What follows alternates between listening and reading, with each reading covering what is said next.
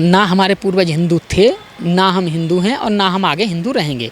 हम ऐसे व्यक्ति हैं ही नहीं, तो हम कैसे कह दें हम हिंदू हैं। लेकिन ये अपने आप को कह रहे हैं तो कहते हैं, हमें इस बात से कोई फ़र्क नहीं पड़ता, ये हिंदू होंगे हम हिंदू नहीं हैं, ये हम गर्व से कहते हैं। देखिए जो शंकराचार्य हैं वो बिल्कुल ठीक कह रहे हैं। अब संविधान ने लोगों को दो भागों में बांट दिया है। जिनको बाबा साहब डॉक्टर अम्बेडकर ने कहा कि शिक्षित बनो, संगठित रहो और पढ़ाई लिखाई करो, शिक्षा हासिल करो, तो वो लोग संविधान और आरक्षण की वजह से समझदार हो गए, शिक्षा हासिल कर ली, क्योंकि उन्होंने हमारे समाज को, हमारी अनुसूचित जाति को ना जाने कितनी गालियां दी हैं।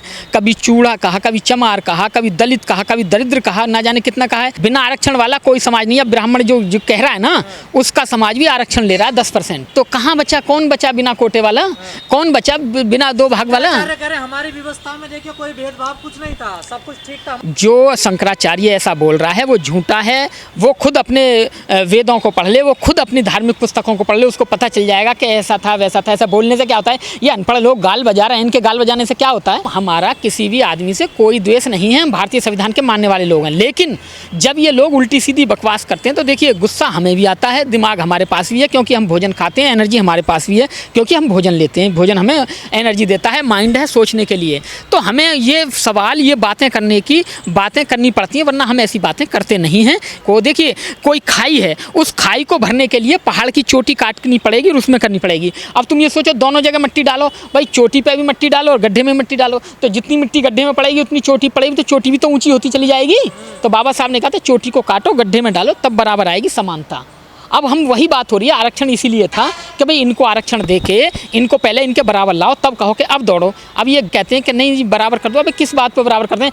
इनके गुरुकुल कहाँ थे आप सोचोगे नहीं, इनके किसी भौगोलिक वैज्ञानिक से पूछो कि इनके वो ढूंढना कहाँ गुरुकुल थे, एक जगह नहीं मिलेगा।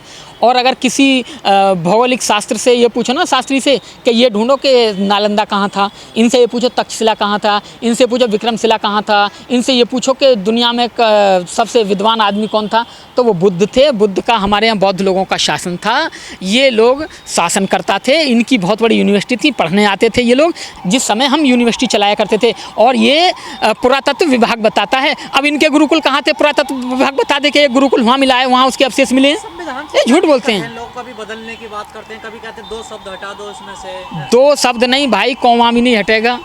SC ST OBC के लोगों के ने भूखे रह के अपने बच्चों को पढ़ाया, खेती करके अपने बच्चों को पढ़ाया, मजदूरी करके अपने बच्चों को पढ़ाया। आज उनके बच्चे अधिकारी तक बने। इन्होंने अंगूठे जरूर काटे, इन्होंने नंबर जरूर कम दिए हैं, इन्होंने बच्चों को फेल जरूर किया है। सारी समस्या की जड़ ब्राह्मणवाद है, आरक्षण नहीं है, ना संविधान है। भाई संविधान तो आदमी को आदमी बनाता है। अगर संविधान ना होता ना तो ये मूल निवासी लोग जैसे आज इकट्ठे हो गए, इन्हें विदेशी कह रहे हैं तो इन्हें भगा देते। लेकिन संविधान ही है जो विदेशी होने के बाद भी इन्हें ये इस देश में रख रहा है कि हाँ भाई ठीक है, हर आदमी इस देश का नागरिक है, संविधान ने ये कहा है तो ये भी नागरिक है, और बाकी तो जो भी है इस देश में पैदा हुआ है वो यहाँ का नागरिक है। परिस्थितियाँ बदल रही हैं, इन्हें लग रहा है कि हमारे बच्चे पीछे रह गए, और अगर संविधान अगर 30-20 साल और ऐसे ही रहा तो हमारे बच्चे बहुत पीछे चले जाएंगे, और ये चीफ जस्टिस भी बनेंगे, ये प्रधानमंत्री बनेंगे, ये मुख्यमंत्री बनेंगे। इसलिए इनको डर लगता है, इसलिए भाई ये ऐसी बात बोलते हैं। जो शंकराचार्य ऐसी बात बोलते हैं कि हजारों साल पुरानी व्यवस्था को लागू करना चाहते हैं, दोबारा देखें कैसे हो जाएगी भाई? पहले लोग गरीब थे, अनपढ़ थे, मान सम्मान नहीं था तो हो गई थी, अब ऐसा नहीं है। देखिए मनुस्मृति की तो ये है कि इस टाइम ये सत्ता में बैठे हुए हैं, 2-4 राज्यों में इनकी पूर्ण बहुमत से सत्ता आ गई है, तो इन्हें लगता है, टेस्टिंग करते हैं कि इनमें कितना बचा है। मैं ध्रुव राठी को देख रहा था, ध्रुव राठी कह रहा था कि हमारे हरियाणा में कहावत है कि बिटौड़ा का मुँह खोलोगे तो उसमें से उपले ही निकलेंगे।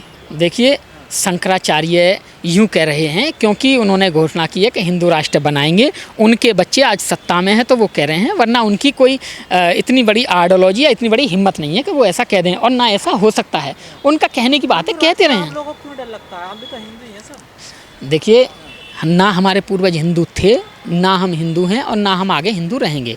हम ऐसे व्यक्ति हैं ही नहीं, तो हम कैसे कह दें हम हिंदू हैं। लेकिन ये अपने आप को कह रहे हैं तो कहते हैं, हमें इस बात से कोई फ़र्क नहीं पड़ता, ये हिंदू होंगे हम हिंदू नहीं हैं, ये हम गर्व से कहते हैं। 24 से पहले जब जनगणना हुई थी, 1924 से पहले, उसमें हिंदू में सिर्फ ब्राह्मण आता था, बाकी कोई और नहीं आता था, क्षत्रिय आता था, वैश्य आता था, बाकी OBC और ये सब इसमें हिंदू में नहीं आते थे। लेकिन ये तो अब जैसे ही लगा इन्हें कि हम अल्पमत में हो जाएंगे, तो फिर इन्होंने ये प्रोपेगेंडा फैलाया कि भाई सबको हिंदू बनाओ, नहीं तो अल्पमत में आ जाओगे। अल्पमत में आते ही और इनकी बात कोई नहीं मानेगा, इसलिए इन्होंने कहा कि नहीं सब हिंदू हैं। ये कोई नियम थोड़ी ना है। ये तो आप केवल एक जो हिंदूवादी संगठन है, कुछ संगठन है जो देश में नफरत फैलाना चाहते हैं, वो कभी भी पूरे साल नफरत फैलाते हैं। वो कभी गोरक्षक के नाम पे, कभी किसी के नाम पे ये मारते रहते हैं। अभी आपने देखा होगा उड़ीसा में, देखा नहीं, एक दलित को घास खिलाई है, दो लोगों को घास खिला कर 2 किलोमीटर दौड़ाया, उनको चलाया, घुटनों के बल पे चलाया। नहीं, क्या था वो अपनी बेटी के लिए वो गाय खरीद के ला रहे थे शादी में देने के लिए। क्या किया उनके साथ में? यही लोग थे गोरक्षक वाले, और ये वहाँ पे कर रहे हैं। ये लोग किसी के नहीं है, ये हिंदुओं के भी नहीं है, और हिंदू से इनका कोई मतलब है भी नहीं। ना ये राम के हैं, ना रहीम के हैं, ना हिंदू के हैं। ये नफरती लोग हैं, और ये जब इनको मौका मिलता है देश में, ये लिंचिंग करेंगे, ये दलितों को मारेंगे, ये उनकी बारातें रोकेंगे, ये गाय के नाम पर मारेंगे। इनका यही काम है और कोई काम नहीं, और इनको कोई सीरियस लेता भी नहीं है। मैं आपके चैनल के माध्यम से कह रहा हूँ, इन्हें कोई भी सीरियस नहीं लेता है। क्या आप नहीं चाहते कि जो कांवड़ की यात्रा शांतिपूर्वक निपटे, वो आराम से? बिल्कुल आराम से निपटे, हम चाहते हैं। तो काम कर रही सरकार? नहीं, सरकार वो काम नहीं कर रही है। सरकार कहाँ कर रही है? सरकार तो नेम पीरियड हमेशा के लिए क्यों नहीं लगाती है? ये सावन के महीने में क्यों होता है? सरकार एक लॉ पास कर दे कि जितनी भी दुकानें हैं, जितनी भी ढाबे हैं, सब अपने आके नाम लिखेंगे, नहीं है, नाम लिखेंगे, और ये भी लिखेंगे क्या बना हुआ है। सरकार कानून क्यों नहीं पास करती है? ये सावन के महीने में क्यों याद आता है उनको, या ऐसी यात्राओं में क्यों याद आता है? क्योंकि 2027 में इलेक्शन हो रहा है, और सरकार को इलेक्शन दिखता है, सरकार को सामने वोट बैंक दिखाई देता है। हिंदू मुस्लिम के आड़ में क्या होता है कि सारे मुद्दे छुप जाते हैं। नारी शक्ति की बात नहीं होगी, नारी सुरक्षा की बात नहीं होगी, एजुकेशन जो बहुत बड़ा मतलब मैटर है, जो 5000 स्कूल योगी ने बंद कर दिए सरकार ने, वहाँ पर नहीं, बच्चों को रोड पर ले आए, तो स्टूडेंट शिफ्ट कहाँ से होंगे? जिस बच्चे के पास में 10 रुपये नहीं है, मतलब जाने के लिए, वो 10 किलोमीटर कैसे जाएगा? सवाल ये है कि आप स्कूल, रोजगार की बात ना करें यूपी के अंदर, मतलब शिक्षा की बात ना करें, स्वास्थ्य की बात ना करें, आप उसको हिंदू मुस्लिम में उलझा कर रखो, और आपका इससे काम निकल जाएगा, और वोट बैंक भी आपका बनेगा। सरकार केवल सबको हिंदू मुस्लिम में फंसा के रखना चाहती है। उनके सारे जो अधिकार हैं, शिक्षा, स्वास्थ्य, रोजगार, और जो नारी सुरक्षा है, महंगाई है, ये सारे जितने भी मुद्दे हैं, सारे पीछे रह जाएँ, और लोग हिंदू मुस्लिम की लड़ाई लड़ते रहें। 15 दिन यदि मांस मदिरा की दुकानें बंद रहेंगी कांवड़ यात्रा में, तो आपको प्रॉब्लम क्या है? क्यों बंद रखेंगे? जिसको खाना खाए, जिसको नहीं खाना वो नहीं खाए। ये कुछ संविधान में थोड़ा ना लिखा हुआ है। संविधान में आर्टिकल है, आज़ादी सबको है, जिसको खाना है वो खाएगा, जिसको खाना है नहीं खाएगा। सरकार उस पर कानून नहीं ला सकती, और सरकार ये नहीं कह सकती ये दुकानें बंद रहेंगी। ये खाने का विषय है, इच्छे का विषय है। उसका जिसका इच्छा करेगी वो खाएगा, जिसकी इच्छा करेगी वो नहीं खाएगा।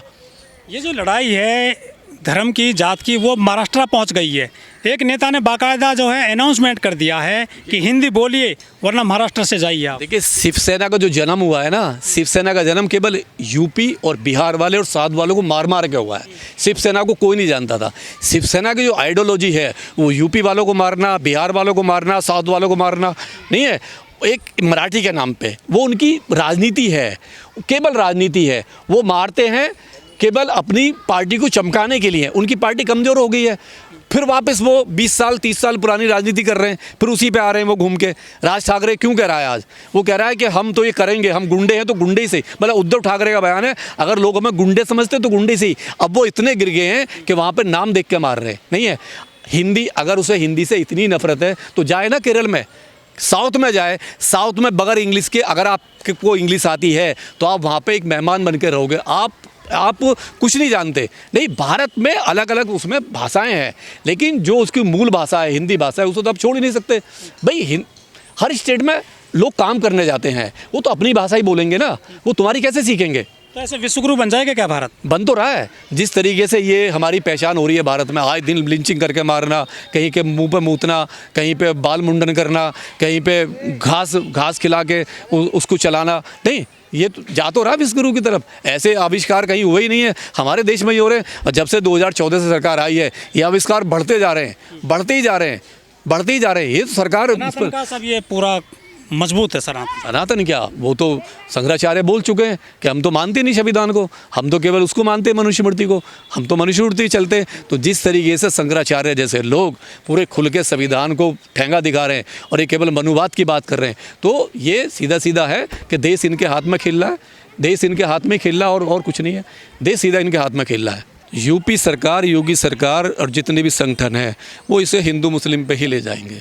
केवल हिंदू मुस्लिम की वजह से, इलेक्शन जीतने की वजह से वो लोग पूरा ड्रामा करेंगे, पूरा करेंगे। ये एक टारगेट है कि हमें इसमें एक मैंने टीआरपी लेनी है, हमें ये न्यूज़ चलवानी है, हमें ये दिखाना है कि हिंदू कितना कमज़ोर है और मुस्लिम वहाँ पर कितना मजबूत है, जबकि ऐसा नहीं है।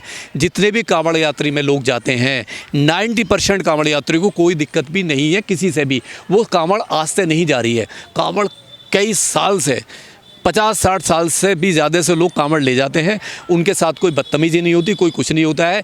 ये एक राजनीतिक षड्यंत्र है, राजनीतिक षड्यंत्र केवल वोट की राजनीति है और एक समाज को बदनाम करने के लिए। पवित्र महीना होता है सावन का, उसमें यदि कोई विघटन डालेगा झूठ बोलकर तो क्या दिक्कत है? वो सब पारदर्शी चीज़ों को कर रहे हैं वो। हमारे भारत में सारे महीना जो ना पवित्र होते हैं, ऐसा कोई सा महीना नहीं है जिसमें कोई फेस्टिवल कोई भी ना होता हो, ठीक है।